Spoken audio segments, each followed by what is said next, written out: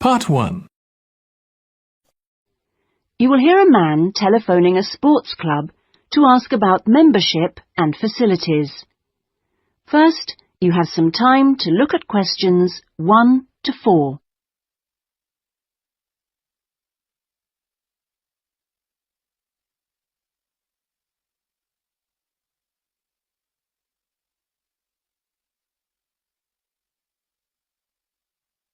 You will see that there is an example that has been done for you. On this occasion only, the conversation relating to this will be played first.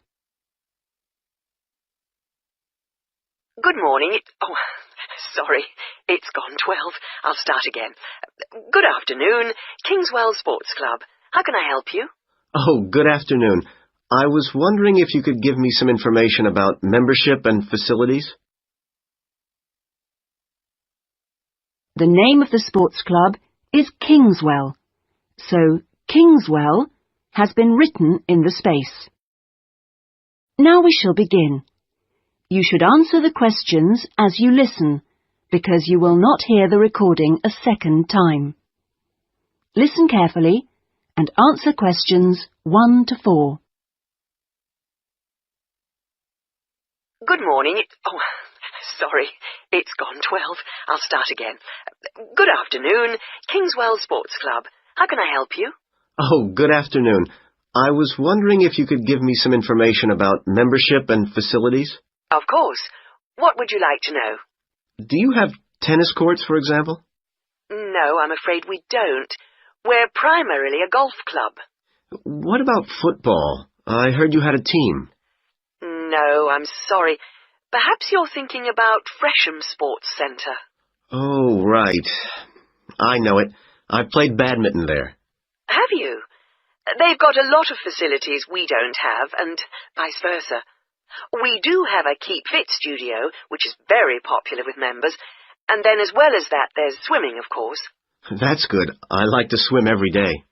We have a range of classes, too. Do you have judo classes? I'm keen to learn. Well, at the moment, we offer kickboxing. We're planning to add judo and stretch classes soon. We're currently running a range of yoga classes, too. What about relaxing after exercise? I assume you have a restaurant or something? At the moment, we've got a salad bar, which is very popular. We'll also have a fully licensed restaurant by the end of the year. Sounds good. Before you hear the rest of the conversation, you have some time to look at questions 5 to 10.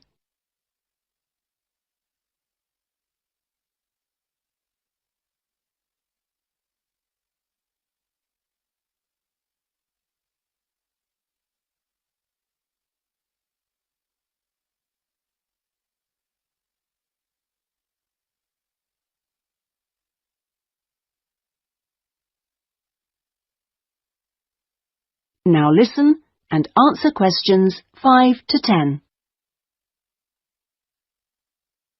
What kind of membership are you interested in? Not really sure. What are the options?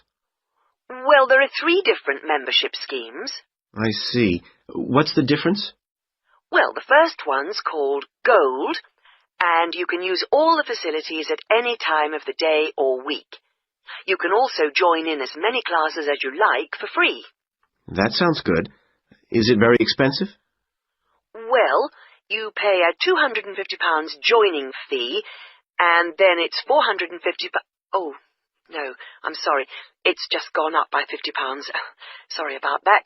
It's now £500 for the annual subscription fee. Right, got that. And what's the next type? Well, that's silver. It's the same as gold, except you have to pay a small fee of £1 per lesson for any you do, and you can only use the centre at certain times. I see. So when exactly? You can only use the facilities between 10 a.m. and 4:30 p.m. So I couldn't use the pool at 8 in the morning or evening then?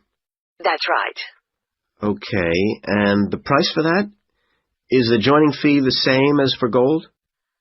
Actually, it's slightly less than the £250.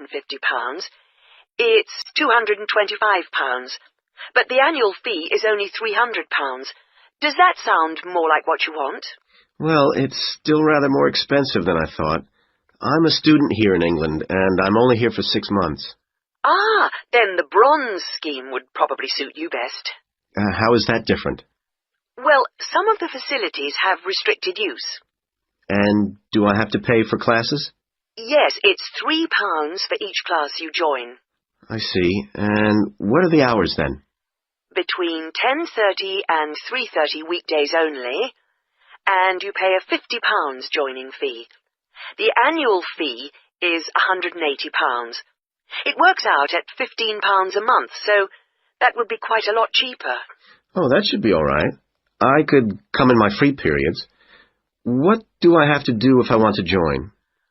Well, we book you in for an assessment with an instructor who will show you how to use all the equipment. If you want to organise a trial session and look around the centre, you'll need to speak to David Kinchley. Could you spell that, please? Yes, David, K-Y-N-C-H-L-E-Y.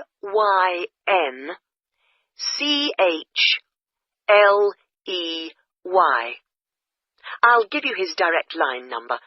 It's 0458 95311. Thanks. Thank you for calling Kingswells Sports Club. That is the end of part 1. You now have 1 minute to check your answers to part 1. Part 2. You are going to hear a talk by Richard Thomas, who is the head of the chemistry department of a college. He is going to give a brief introduction of the college, and you must answer questions according to what you hear. Now first look at questions 11 to 15.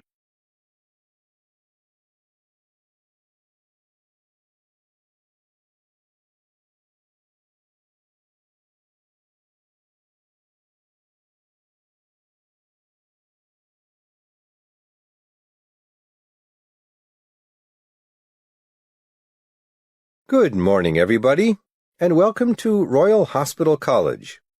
What a beautiful September day you've brought with you. My name is Richard Thomas.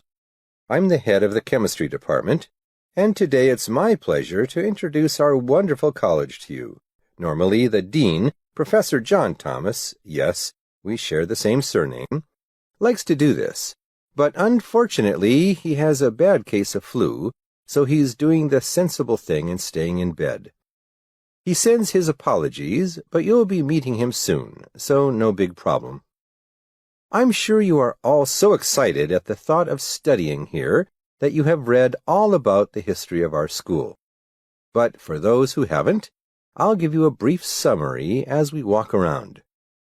The college was originally founded in, anybody know?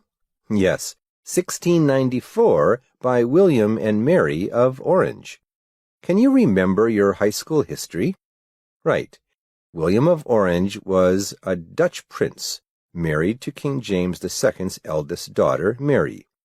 1694, poor Queen Mary died of smallpox the same year. Actually, the school was not a school in those days. It was a hospital for retired sailors of the Royal Navy.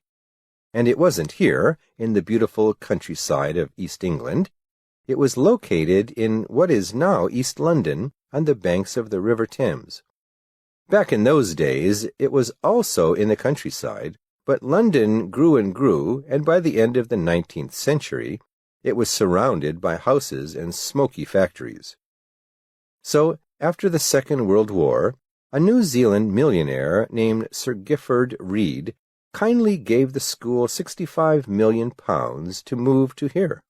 He was an architect, and he designed much of the beautiful school that you see today. It opened in 1933, and if you look to your right, there is a statue of Sir Gifford Reed facing that other large statue of Queen Victoria. As the talk is going on, answer the questions 16 to 20.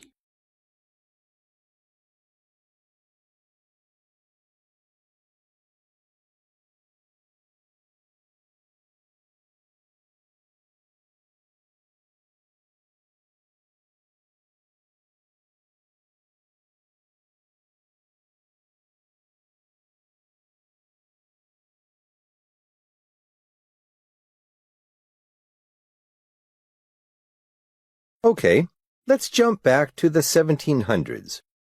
In the 1780s, the Royal Hospital was changed into a school for the orphans of officers and men of the Royal Navy, and they added the word college to the name. For nearly 100 years, it was coeducational. But in 1868, the Board of Governors decided to make it boys only. Much more boring, don't you think? And it stayed that way right up until 1991, when the school became coeducational again. Okay, and here we are at the school church. Do we have any musicians with us? You? Wonderful. What do you play? Piano and organ. Oh, you'll love it here. Our church has the largest organ in England, and we often have recording companies, the BBC, etc., coming here to record. And our staff and students are more than welcome to play it. In fact, there's a waiting list. It's very popular. In fact, the school is very well known for its choir and orchestra. I sing in the choir, and last summer we toured North America. Great fun. A healthy mind in a healthy body, as the Romans used to say. Which brings us to our gym and swimming pool. Both are open from 6 in the morning till 11 at night, 7 days a week. The gym has everything you need for aerobics, weight training, martial arts, basketball, gymnastics, and even an indoor running track. So there's no excuse for not keeping fit. And of course, we have all the usual team sports: soccer, basketball. Our women's basketball team won the All England Universities Championship this year. Rugby, water polo, no American football. So you see, we are quite a sporty lot here. And we also study sometimes. Here's the main library. I'm afraid we can't go in because it's being redecorated. It's supposed to open again this Wednesday, but it looks to me like it'll be a bit late.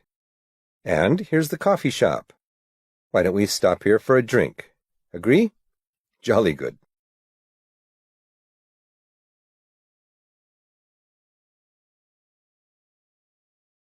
That is the end of part 2. You now have 30 seconds to check your answers to part 2. Hi, Magda. How was your placement? It went really well. The kids really enjoyed the science I did with them. So did mine. I think they found it very motivating. Yes, the programme we had to teach was much better than the old-style science experiments we did at school.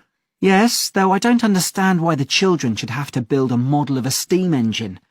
I tried it with the kids, but I couldn't get it to work. Me neither, and it really shows it's hard to get any real results. Yes, and it's usually the children's parents, rather than the kids themselves, who favour that type of experiment. So what experiments did you do? Well, one day a discussion started in class about breakfast cereals, about which one was best. One child then said that we should test them in class. That's a nice idea. Yes, and it wasn't expensive. We brought 4 different brands of cereal and had everyone evaluate them for taste, appearance, and sogginess in milk. And are you going to tell me which one won? No, I'll let you do it yourself. It obviously isn't difficult to set up. Another experiment we did, the sports teacher's idea actually, was to spend a morning seeing how high various balls bounced. For example, do new tennis balls bounce higher than old ones? And do basketballs that are fully inflated bounce better than flatter ones? And I guess you got some interesting data? We did, and they had to make a chart to plot the results. It really improved their grasp of charts and graphs and calculation. Apparently they'd had problems understanding the point of graphs in the past. Did all your experiments work out okay? Well, we had one lesson on making paper from grass. The children made a terrible mess in the classroom. Whatever they did didn't work, and it wasn't because it was difficult. I think it was because it didn't engage them at all. It didn't seem to motivate them. My tie-dyeing experiment went well. They had to get a piece of material and twist it into a rope and then dye it. The children did end up with blue and green hands for a few days, though. But don't you need to spend more than one lesson on that? Yes, we did it over 3 classes. The children really loved it, though, and one suggested we make scarves from the result. I declined, as my sewing skills aren't up to much. I guess the one experiment that everyone loved in my class was making glue from milk. I thought it would be a complete failure, but in fact it worked brilliantly. One reason, I suspect, is that they got feedback straight away. Some children get really restless if they have to wait for anything interesting to happen. Yes, I think that's always a good idea. Really helps to make it a success. Before you hear the rest of the discussion, you have some time to look at questions 27 to 30 on page 7.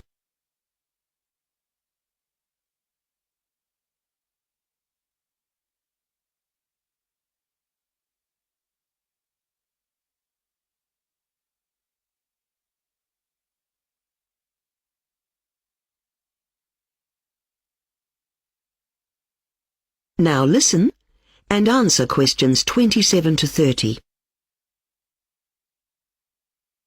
I see you've got a diagram there for one of your experiments. Yes, it was an idea I got from the internet.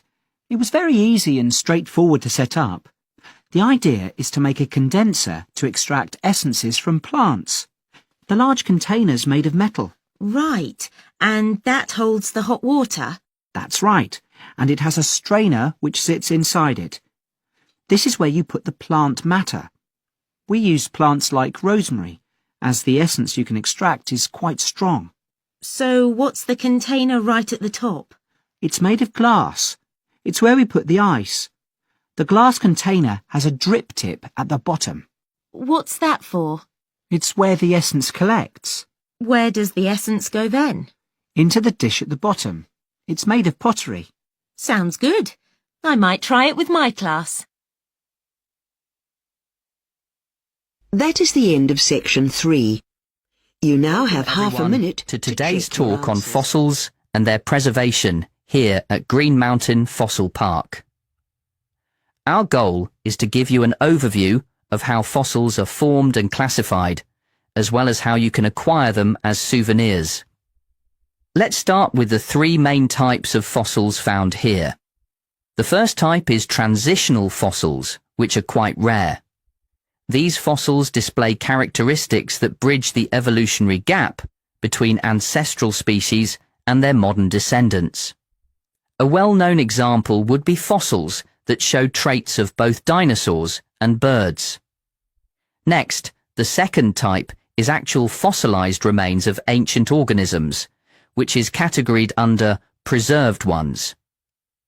Unlike the first type, preserved fossils maintain much of the original structure, making it possible to see distinct features of plants or animals. The third category is ichnofossils, which can help to trace fossil size and forms through the actual remains of an organism, but instead provide evidence of their activity. These include footprints, burrows, or tunnels left behind by prehistoric creatures. Now, let's explore how fossils are formed. One way is when an organism gets trapped in volcanic ash, which preserves it in great detail. However, a more common process is petrifaction. The first step is that after an animal dies, it gets buried in the mud or silt. Over time, the mud surrounding the remains dries and hardens, creating a protective layer. Eventually, the bones decay and are replaced by minerals in the surrounding soil, which leaves behind a stone-like fossilized structure. This process allows us to uncover fossils millions of years later, providing valuable insights into prehistoric life. Now, if you'd like to take home a fossil as a souvenir, there are 2 places you can purchase them. You can visit the shop outside the park or explore the fossils available at the park's exhibitions. As for the prices, don't worry. Most fossils can be afforded by customers, although larger ones can be quite expensive. During your visit, you will come across various tools that will help you learn more about fossils. For example, a tape measure is provided next to each fossil so you can record the dimensions of the specimen. Another one is a notebook and pen, which will allow you to document different types of rocks, as geology plays an essential role in fossil studies. If you have a camera, feel free to take photos of the fossils. This can help you review details later and compare different formations. Lastly, a compass can help explore soft sediments, which are often key indicators of fossil locations. If you have any questions, feel free to ask our staff members. Enjoy your visit, and we hope this experience sparks a deeper interest in the fascinating world of fossils.